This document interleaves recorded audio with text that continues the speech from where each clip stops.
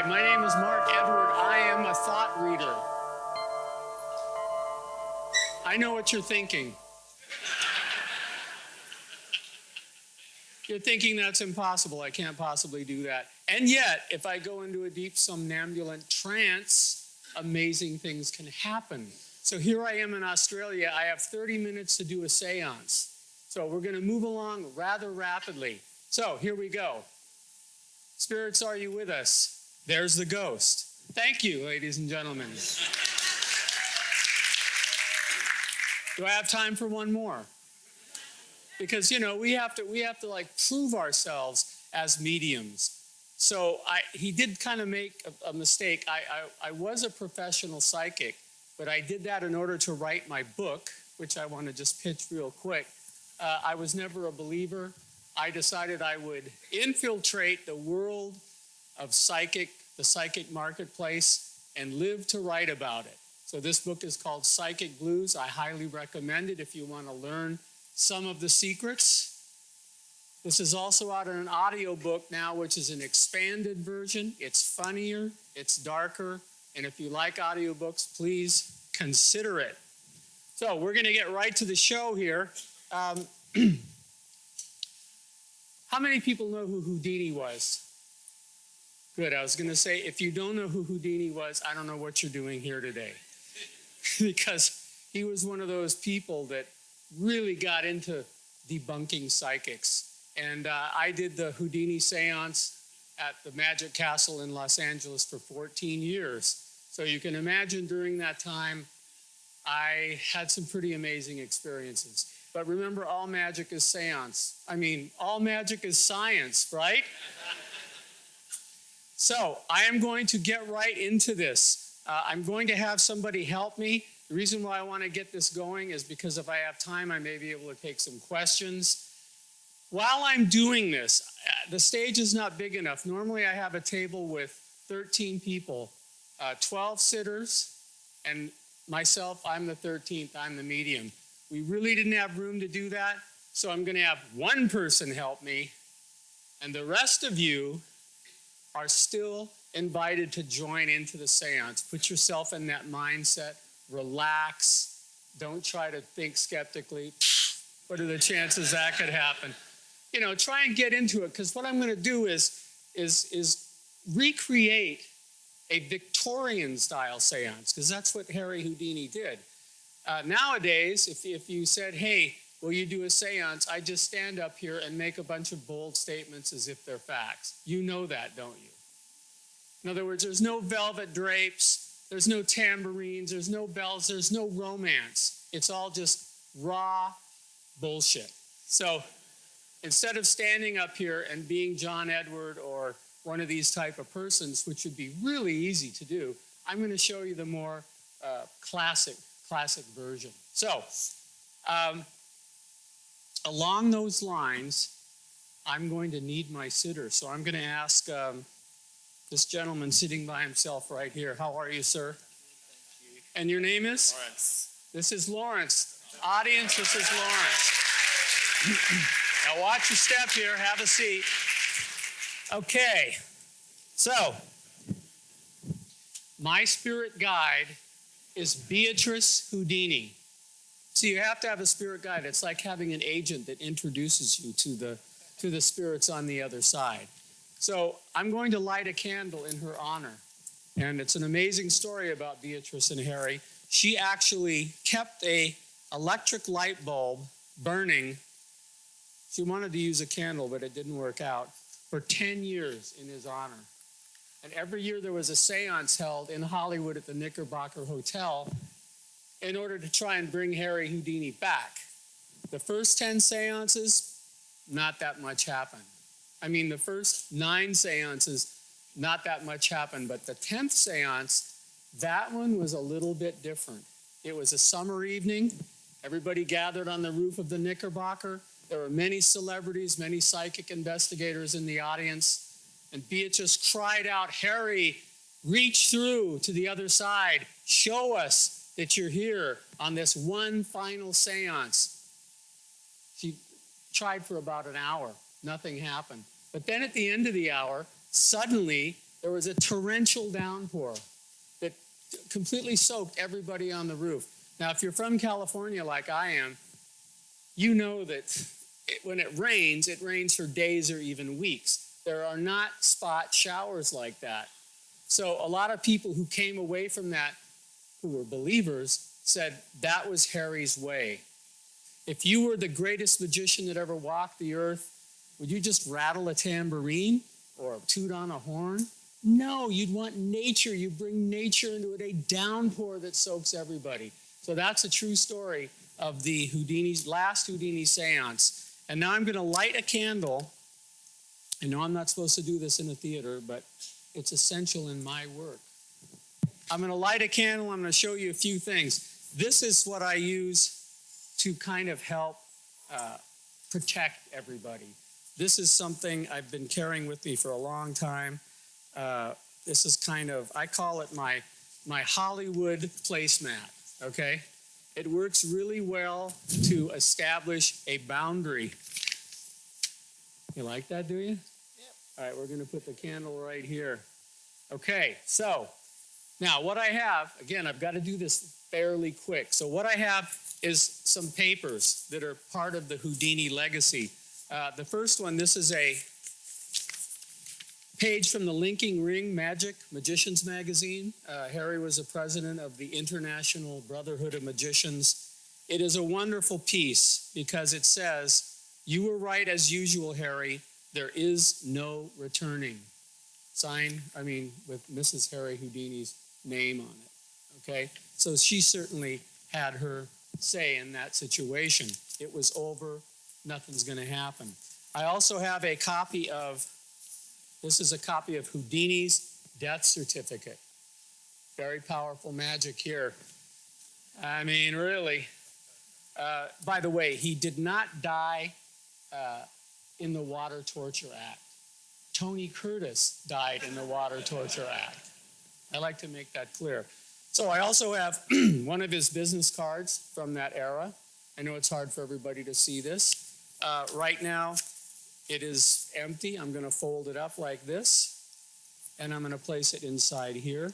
Now, what we're going to try to do is we're going to try to get an apport to happen.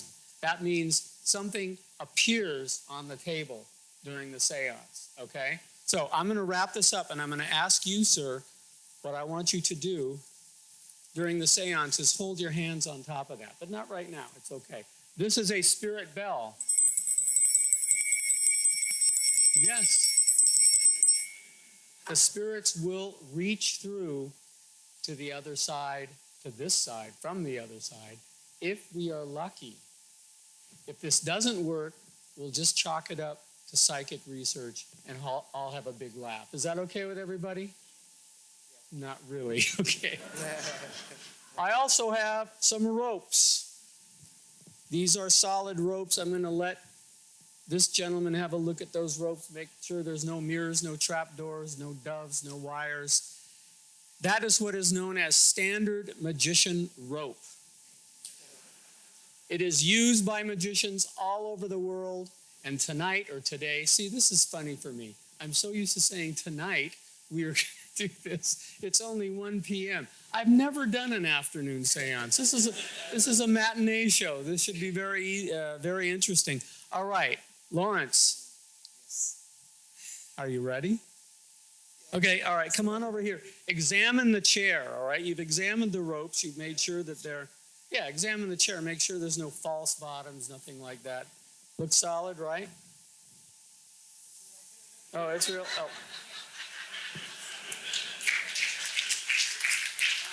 It's as real as it's going to get. All right. So now what I'm going to do is take these ropes. Don't sit down yet. Oh, okay. And I'm going to cross them over my knees like this, all right? And what I want you to do is take the 4 ends, and I want you to tie my hands to my knees. Like this? Yeah. Pull tight, a little tighter. Yeah, not that tight. Okay. Okay, now tie another knot on top of that. And then maybe one more just to make sure I cannot slip out.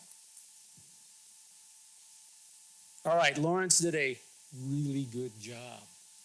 Now, Lawrence, take a look down. Can you remember what those knots look like, more or less? Yeah. Like if I tried to mess with them or untie them or anything?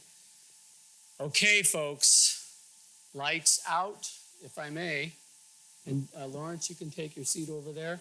Please close the back doors.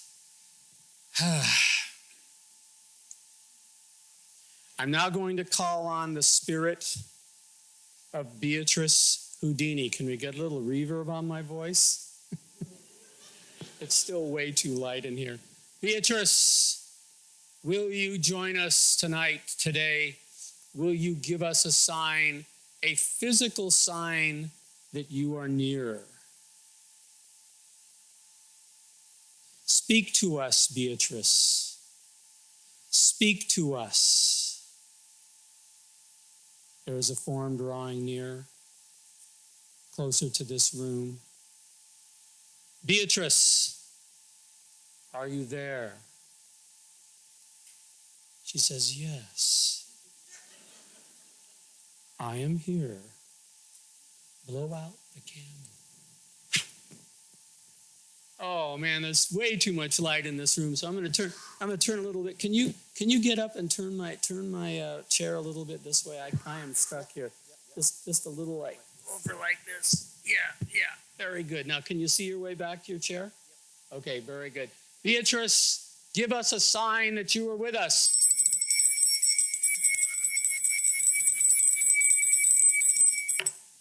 Are you there, Beatrice? I knew this was going to be a problem. I know you're there, Beatrice. Give us another sign. Use another sense, Beatrice. Use a sense that everyone in this first couple of rows will be able to recognize. Beatrice, oh, your rose garden. She's talking to me about her rose garden that she had near Laurel Canyon in Hollywood. She went there every time they did a seance, and she spoke with Harry Houdini about what was going to happen. Harry was her mentor, as you know. So, Harry, Beatrice, give us a sign. And I'm getting some names. By the way, I said you are all the sitters in this seance. So do not think for a minute that we cannot reach out to you. The spirits reach out. I'm seeing the name Charles. By the way, if I get something, please say, that's me. I'm getting the name Charles T. That's you. And Charles, you are a Virgo? Good answer. You are a Virgo, and you were born on a Friday. That's what the spirits are telling me. Does that make sense to you? Trust me. I'm psychic. I'm still a Virgo. Oh, okay. Well, that's good. We'll go with that. All right. So now let's see what else I can get. I'm getting another C, a C, and a... Oh, no, it's not. It's a G and a T.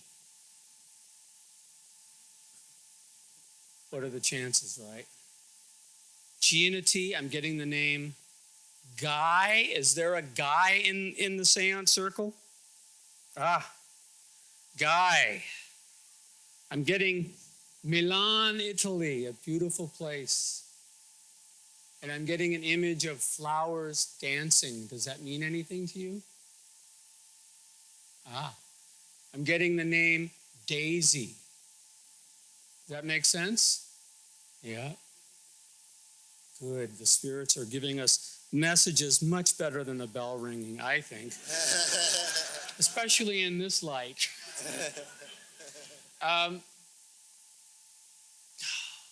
Mark. I'm getting a Mark.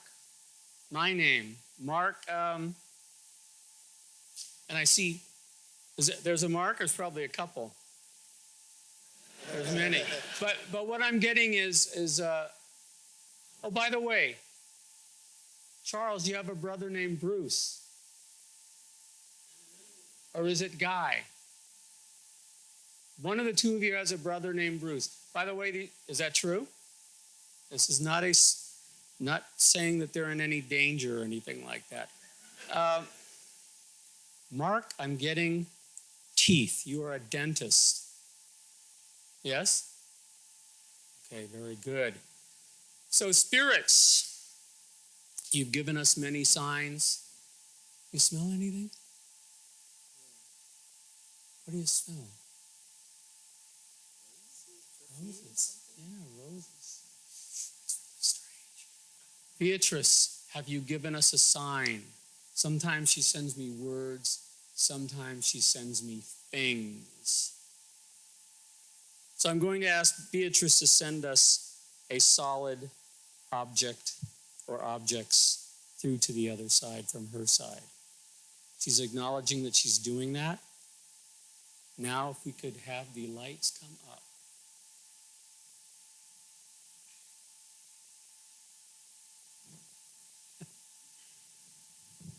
To get back just a little bit. Very good, very good. Now, Lawrence, if you would just come over and tell everybody, did I untie any of these knots? They look the same. They look the same, don't they? So go ahead, if you would. I can't, I'm stuck. Would you untie me a little bit there? Yeah. Yep, that's definitely the same knots. That's it? Good. Thank you for releasing me from my bonds. Pleasure. So I'm just going to take that off like that. I don't like to do that, but for you, I will do that. So let's see if we have actually made a physical manifestation appear on the table. You've been holding your hands on that the whole time? You did not let anybody get near it. Okay, and no hands reach through and tapped you on the shoulder? That's because this is a one-man act, ladies and gentlemen. So here's the death certificate, and here inside, what do we have? Ah, look, fresh rose petals. Isn't that amazing? How? How did that happen? So again, these are just demonstrations. Normally, a good seance lasts about 50 minutes, not much longer, because nobody likes to be, kept held in a trance for longer than that, especially me. But you have to remember that this is storytelling. Okay, this is storytelling to me at its finest because it is emotional, and it reaches into the people. If you have 12 people. And whenever I do this with 12 people, I break it up. I don't want all believers, because if they're all believers, I don't really have to do anything. I can just sit here and sing hymns, and they're perfectly happy. Because their imaginations will be running wild. They'll be seeing this going across the room, this, that, and the other thing. So I break it up. I have a third or two couples that are believers, two couples that are non-believers, and two couples who are undecided. That way you get this nice mix in the room where everybody gets a little something, okay?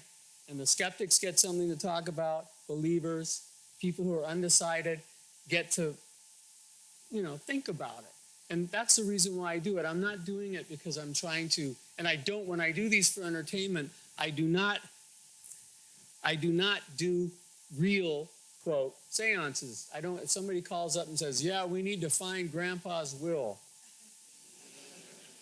Not going to happen. It's always a celebrity, Houdini, Jimi Hendrix, Jim Morrison. I've done Sharon Tate. That was a scary one. Different people want different things. But the idea is to open their minds. And as you can see, I use some humor. So that is my disclaimer. I don't like to do a disclaimer because it's takes away from the wonderment. If I start out by saying everything you see is going to be a trick, what's the fun in that, right? So I do a seance, but I try and inject skepticism into every single thing. And that's why I chose to use Houdini today, because Houdini I mean, just that name, Houdini, rings true in a lot of people's minds as being a skeptic, and he certainly was. So, I guess I have some time now, actually. Didn't take as long as I thought. I could have done that other thing, but oh well. Yes, sir. So we can do questions if you want. Absolutely. Yep. Yeah, we can do some questions. I'd be fine with that. Yeah, once again, it's going to be a first come, first Thank you, Lawrence, for helping me out. Give Lawrence a round of applause for helping me out.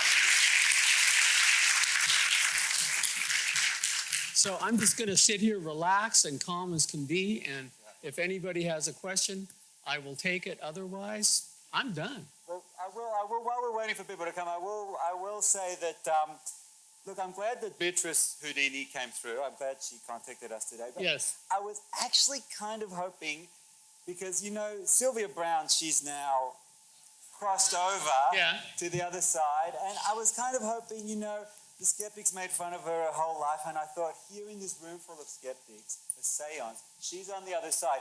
This is the perfect opportunity for her to get her vengeance. I've already done it. You've done Sylvia Brown? Yeah. Did she come through with that booming voice, "The kid's dead"? No, she actually came through a blender that she sold at Montel Williams. A blender, okay. All right.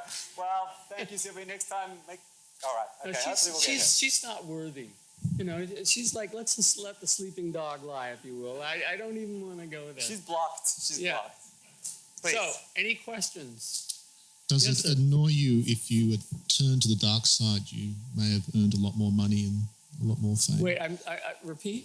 Does it annoy you that if you had turned to the dark side and practiced this as if it was real, you'd probably have maybe more money or more fame? That's true. That's very true, but I wouldn't be able to look at myself in the mirror. And I have a conscience. Most of the people who do this for a living, day after day, 24/7, week after week, year after year, are sociopaths. Although I have heard that is not the proper word anymore. Now it's called psychopomorph. Somebody help me? Yeah, well, the point is they're not nice people and they don't have a conscience.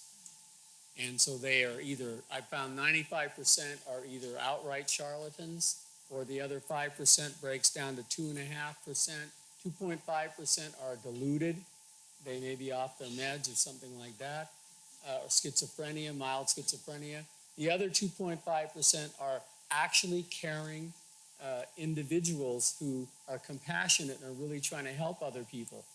Unfortunately, when you balance a 2.5 against 79.5, is that right? Yeah. No, 78.5. You're not getting a very good odds there. So that's the truth. I mean, I have met some really amazing people who were just intuitive, but they didn't do stuff like this. They were just old souls, so to speak. So, this lady here. Following the previous question, do you think it's possible someone, for example, that would turn to the dark side, and at some point they actually start believing that they have supernatural powers? Yes, absolutely. If you read my book, Psychic Blues, what I did is I immersed myself in this world, and I worked in a spiritualist church for a while. I was on the radio for a while. That was fun. I was on a 900 line. You remember those, right?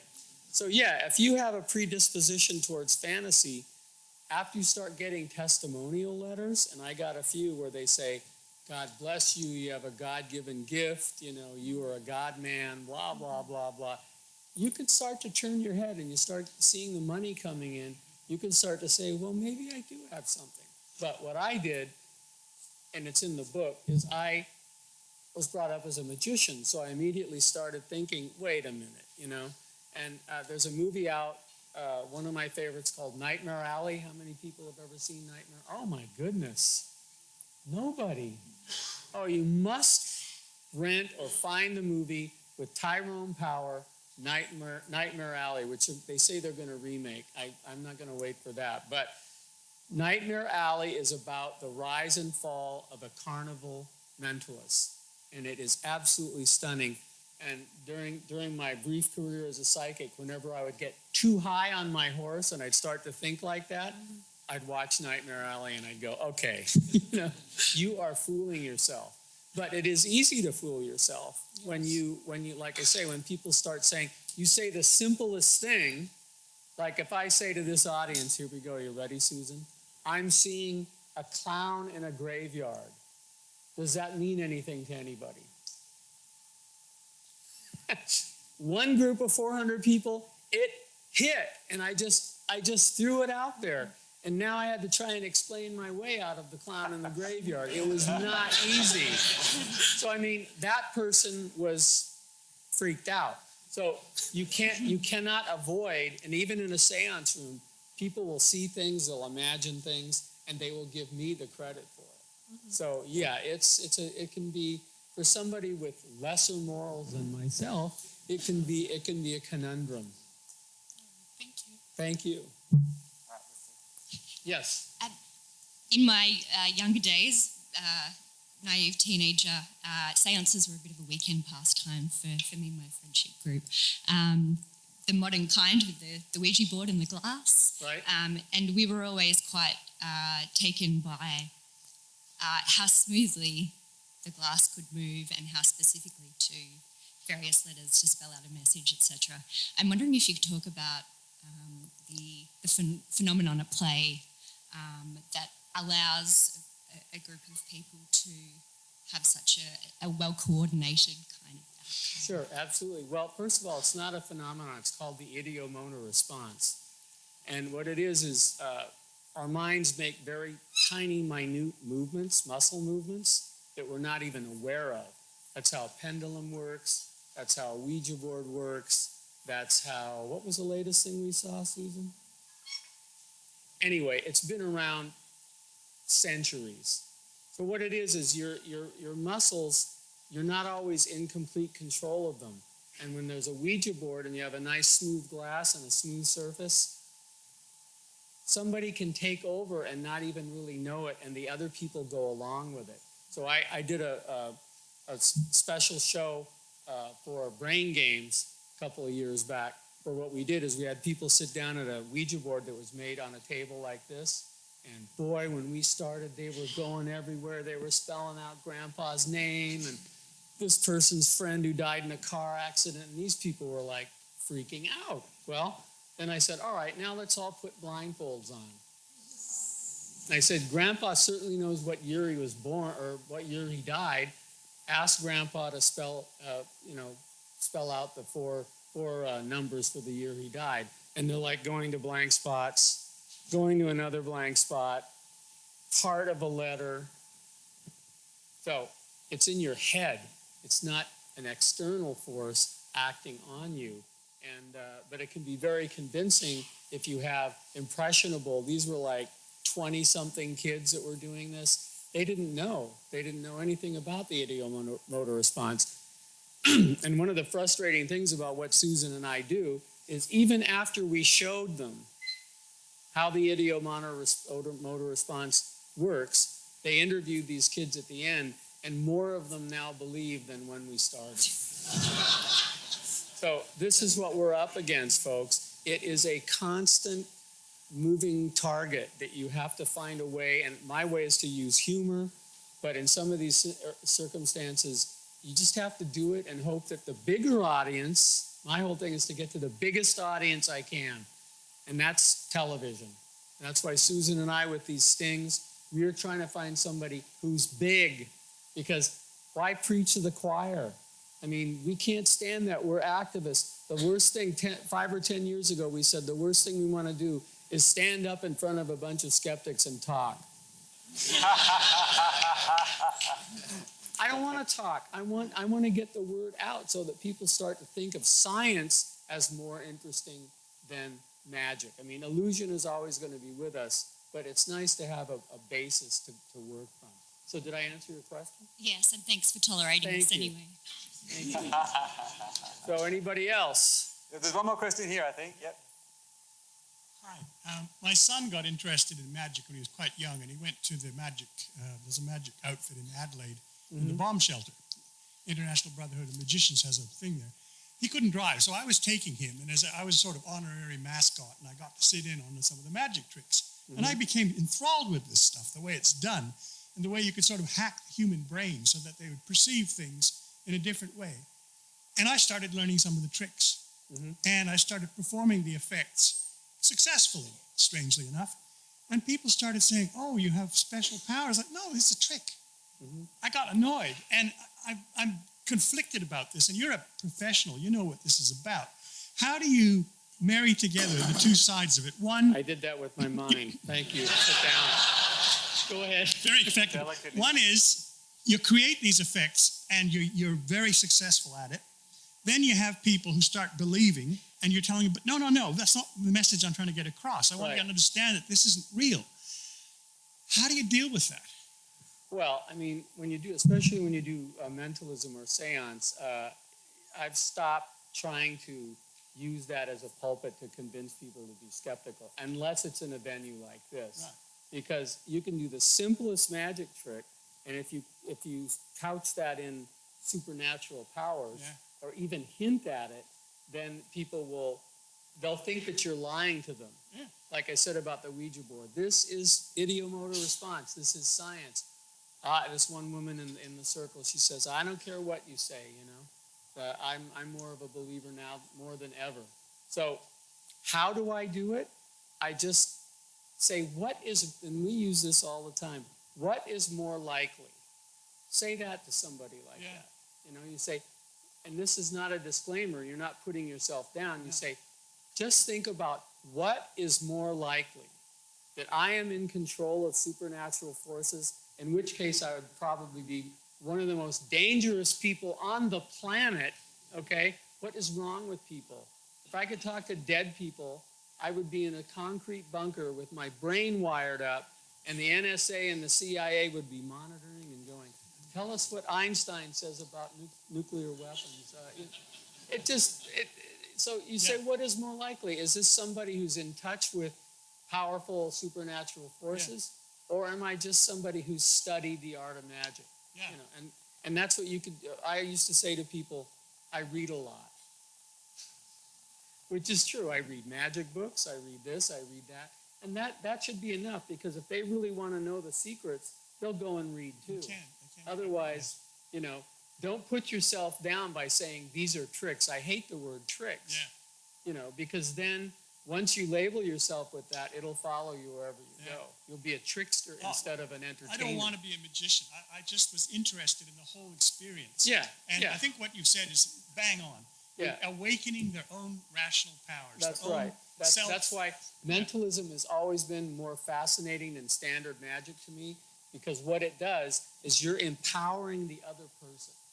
A magician says, I am all powerful, I have this ability, and you will not be able to understand, I will cloud your brain. Bullshit.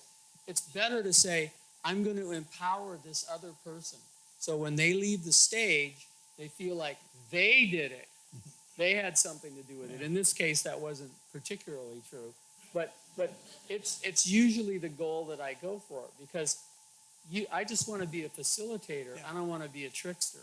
And the more you can shift your way of looking at magic to that direction, the more popular you'll be, because people like to feel good about themselves.